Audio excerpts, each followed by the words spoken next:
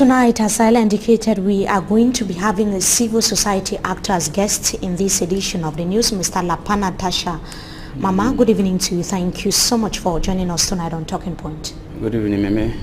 I'm very grateful to be with you. Well, thank you so much for coming. You have written an article indicating or stating that you could possibly propose solutions to the current socio-political crisis in Cameroon. Can you tell us more about that?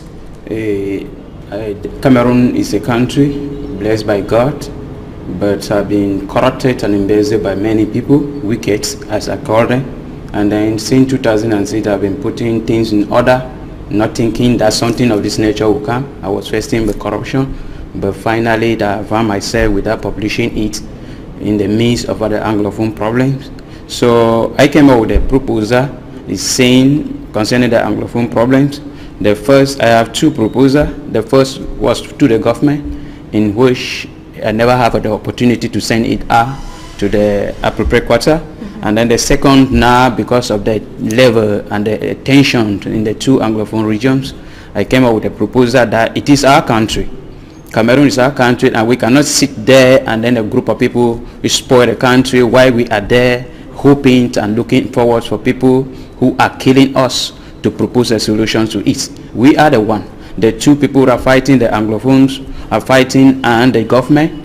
And then in between, there are people that are called the neutral people that are not involved in it, because not all the territories are involved in the crisis. And then these people I propose to, and then I'm writing an article to all those I consider, and then I wish them to also propose to me those who are credible, who are trustworthy, who are competent to handle this nation, because there are people in this nation that can handle the problems. Those that the Anglophones trust in it, because the government cannot stand anywhere now to say something or to call for any sincere or any dialogue. Especially in the regions. So I propose, my first proposal goes to the men of God, and then some Cameroonians that are trustworthy, to create a neutral body in these nations and call the government, not waiting for the government, because any organization or any person going out to solve the Anglophone problem that have any link with the government, that person cannot be trusted. Before we talk about the role of the church, because the International Crisis Group actually cited the Catholic Church as the only neutral and credible body that can be able to handle the crisis. You said that the President of the Republic did not respond immediately as soon as the crisis started or escalated in November 2016. That is why we are where we are. And today you are talking about the solution when things are the way they are in the northwest and the southwest regions of the country. Do you think that a solution is possible at this point in time? The solution is very possible. Even with the government, even with the president, the solution can. Because the issue started since on the 8th of December 2016 up to today. The president have not maybe organized even a press to even say the word concerning the Anglophone problems. And then now I consider that there is in any situation there is an opportunity. He has addressed the Anglophone problem in his end of year speeches. He talked about it in November. Is that not enough? No, that is, you cannot take an opportunity for a different occasion to address a different occasion, to address a situation that is touching lives. Because the Anglophone problem have pushed many of our brothers, many of our sisters are begging, grandparents, those who cannot even see, are begging along the street in Nigeria. Some are in the forest, they don't have a house to stay. But the government and the president is there, and he has never, maybe a day, say, I want to address the Anglophone problem in particular. For me, I propose that to him, it is an opportunity for him to see those that have been supporting him, have been giving him motion of support that he has never seen. He has neglected the nation because staying in power for 35 years. It is an opportunity for you to stand as the best person to explain that nation, or the corner of the nation. Do you think that addressing the problem is sufficient enough? Now, like this, addressing the problem, talking about the problem is not. For me, I propose that the government or the president of the Republic of Cameroon should go up. Because why quite remember, in history, they talk about the problem that was in the KNDP. When Fonjan was to move to Yaoundé as vice president, Amadou Ahidjo and Augustin Gunja, there was a problem between them. And then Ahidjo did not remain in Yaoundé. He went down to Buea to read for himself the political temporary thermometer.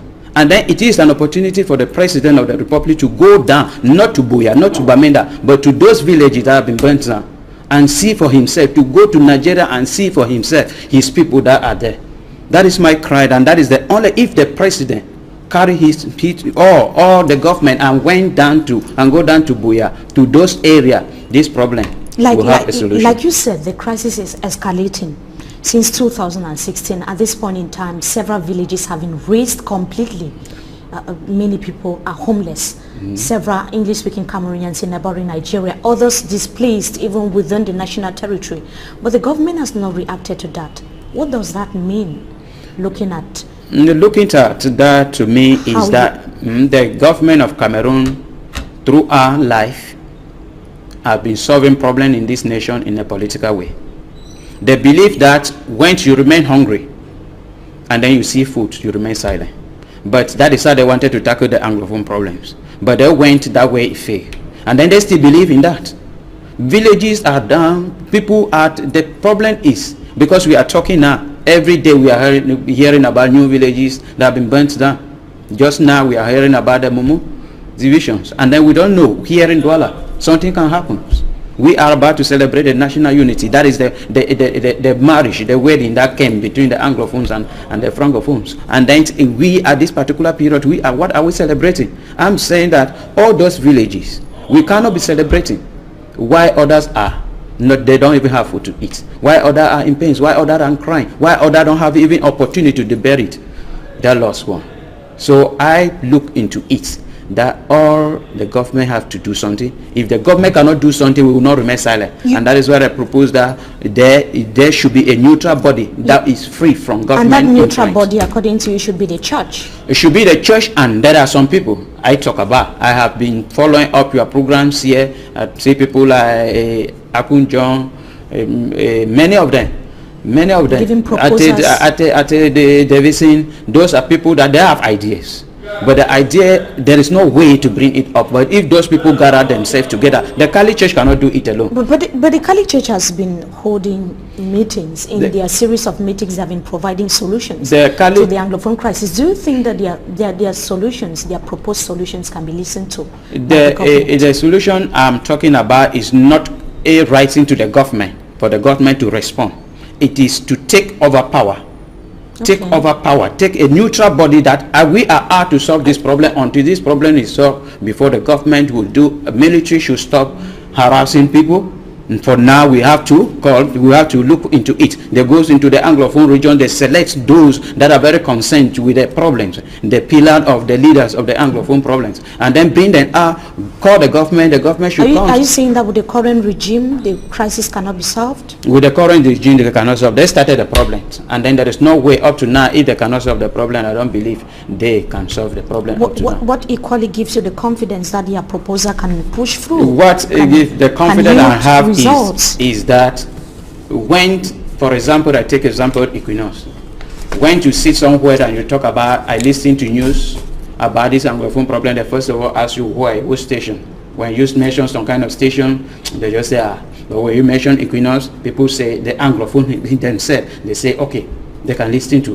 When now with these Anglophone problems, there are people that if they say, okay, we have something to say, and then the Anglophone looking through those people discover that those people have not been influenced by the government, they will listen to them.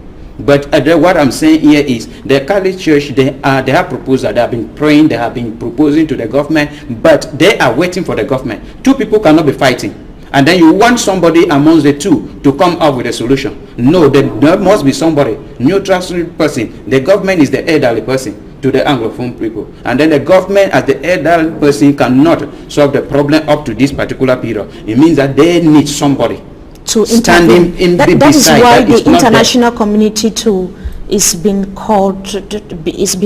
urged to look into the crisis. On several occasions we have seen the United Nations reacting. We have equally seen some international dignitaries talking about the Anglophone crisis. The most recent action is that of Akerimone, that has actually written to the United Nations Secretary General Antonio Guterres, calling on the UN scribe, calling on the UN scribe to look into the situation in the two Anglophone regions of the country, do you think that it can yield some fruits? For me, we are more than 50 years old as we gain the independence of this nation. And then up to this particular period, we cannot handle our problems alone. The international body, even the Commonwealth Secretary General came to Cameroon, passing through Yaoundé. All the international body, if you listen to what the American U.S. ambassador said yesterday, that they are waiting for somebody to invite them. And then who is to invite them? The government. If the government invited, the government have to give them the agenda to follow. So all those international bodies, I am proposing that the government, that we are neutral, we have not yet been touched by the problems, should gather ourselves, those trustworthy people, should gather themselves together. Those churches. Without the actors involved, yes, without the government involved, without the activists involved, call them together and say this is how it is, and then give them a time period. Thank you so much, Mr. Lapanatasha Mama, for joining us tonight on Talking Point. We hope to have you some other time again. I'm grateful. Thank you so much. An actor of the civil society there, giving solutions to the current socio-political crisis rocking the two Anglophone regions of Cameroon. They're bringing us to the end of this edition of the Primetime Newscast on Equinox Television.